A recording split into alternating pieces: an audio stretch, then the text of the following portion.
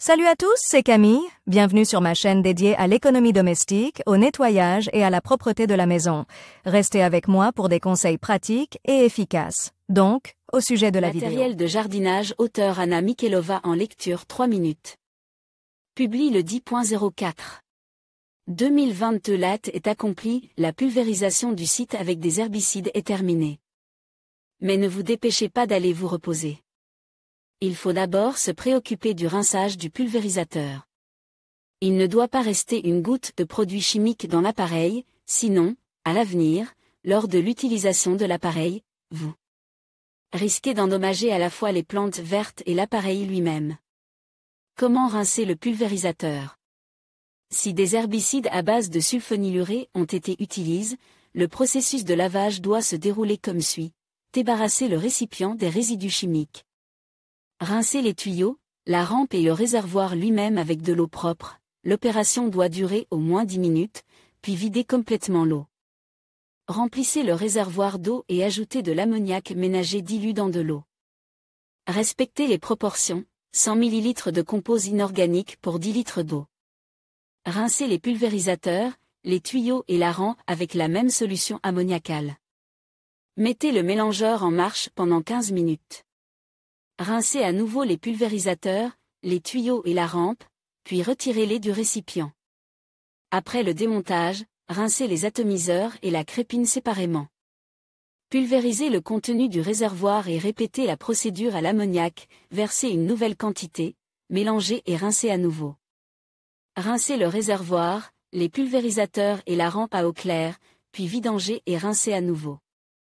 Dans certains cas, il peut être nécessaire de rincer le pulvérisateur non pas 2 mais 3 fois avec de l'eau ammoniaquée et 2 fois avec de l'eau propre. Ne négligez en aucun cas la procédure de rinçage. Si les résidus d'herbicides ne sont pas complètement rinces, vous risquez d'endommager les fleurs et autres plantes délicates lorsque vous utiliserez à nouveau le pulvérisateur. S'il reste de la solution herbicide dans le réservoir pendant la pulvérisation, vous pouvez l'utiliser pour pulvériser à nouveau. Il est préférable de pulvériser de l'eau sur la machine, non seulement à l'intérieur, mais aussi à l'extérieur.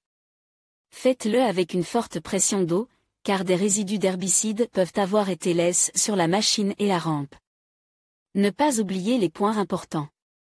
Lors de la pulvérisation de pesticides, il convient également de laver soigneusement la machine une fois le travail termine.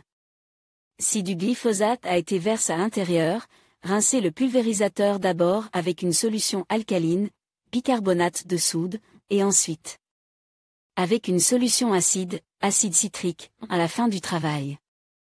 Attention! Travaillez avec le pulvérisateur et les produits chimiques avec des gants et un masque de protection. Pour certains types d'herbicides, la solution ammoniacale peut s'avérer inutile.